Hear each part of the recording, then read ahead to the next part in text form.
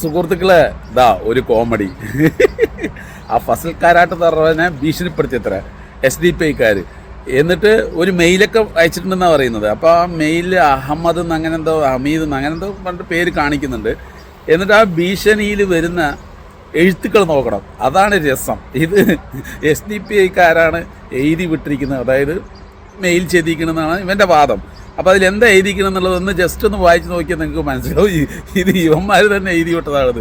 ഞങ്ങൾ SDP party പ്രവർത്തകർ RSS ന്യായെ Fasal കാരാട്ടിനെ അവൻ്റെ നാട്ടിൽ വെച്ച് അവൻ്റെ നാട്ടുകാരുടെ മുന്നിൽ വെച്ച് കൊന്ന് തലയെറുക്കുമെന്ന് പ്രഖ്യാപിക്കുന്നു.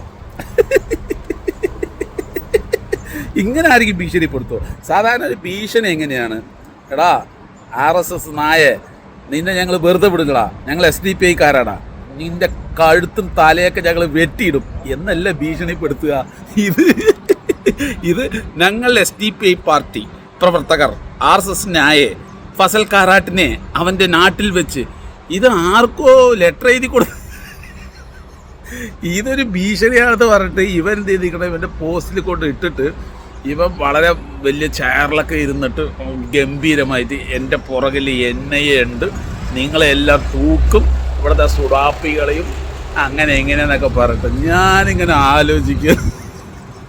അത് സംഭവം എന്താണെന്ന് പറയാം. സത്യം പറഞ്ഞു കഴിഞ്ഞാൽ ഇവൻ്റെ നേതാക്കന്മാരാരെങ്കിലും പറഞ്ഞിട്ടുണ്ടാവും, നീ വീഡിയോ ചെയ്യുന്നുണ്ടല്ലോ, നിനക്കെതിരെ എന്തെങ്കിലും ഭീഷണി വന്നു കഴിഞ്ഞാൽ ഞങ്ങളുടെ കയ്യിൽ ഇങ്ങനത്തെ ടീമൊക്കെ ഉണ്ട്, നീ പേടിക്കേണ്ടതെന്നോ. അപ്പോൾ അവനൊക്കെ ഇത് കയറിയിട്ട് അവരെങ്ങനെയൊക്കെ സ്വന്തമായിട്ട് ഇതൊക്കെ ചെയ്തു വിടുകയാണ്. അല്ലെങ്കിൽ ആലോചിച്ച് നോക്ക്, ഈ മെയിൽ നിങ്ങൾ ആലോചിച്ച് നോക്ക്, ഇത് ഒരു SDP അല്ലെങ്കിൽ മറ്റുള്ള ആർക്കും ഭീഷണിപ്പെടുത്തുന്നത് ഇങ്ങനെയാണോ?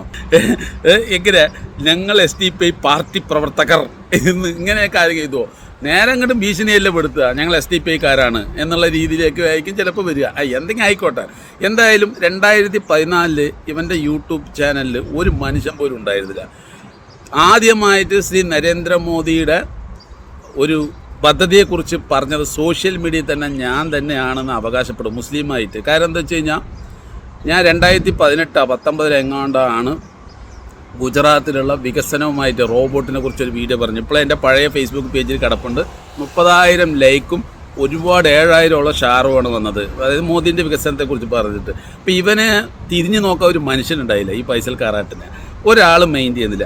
അങ്ങനെ ആദ്യമായിട്ട് ഞാൻ ഈ വീഡിയോ ചെയ്യുന്നത് കണ്ടിട്ടാണ് എനിക്ക് തോന്നുന്നത് ഇവ 2019 തൊട്ടാ മോദിയെ സപ്പോർട്ട് ചെയ്യാൻ വേണ്ടി തുടങ്ങിയത്. കാരണം അവനക്ക് മനസ്സിലായത് നല്ല റീച്ച് കിട്ടുന്നുണ്ട്.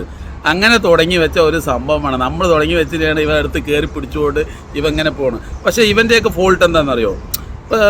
ഇപ്പോൾ ഞാനായിക്കോട്ടെ, ഇപ്പോൾ ഞാൻ ഏതെങ്കിലും ഒരു പാർട്ടിയെ സപ്പോർട്ട് ചെയ്യുകയാണെങ്കിൽ ആ പാർട്ടിയിൽ എൻ്റെ ആൾക്കാരെ കൊണ്ട് ഞാൻ വോട്ട് ചെയ്യിപ്പിക്കണം. അതാണ് എൻ്റെ പ്രവർത്തനം, എൻ്റെ കഴിവും. ഇത് ഇവരെന്ത് ചെയ്യണമെന്നറിയോ? ഉള്ള മുസ്ലിങ്ങളെല്ലാം സുഡാപ്പിയും തീവ്രവാദിയും വിളിക്കുക.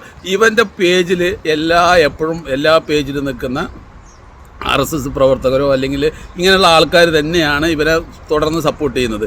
മുസ്ലിങ്ങളാരും ഇവനെ എന്ത് ചെയ്യുന്നു, ഒരു മലമുണ്ടല്ലോ, മലത്തിൻ്റെ ഈച്ചകൾക്ക് കൊടുക്കുന്ന വില പോലെ ഇവന് കൊടുക്കുന്നില്ല. മനസ്സിലായോ?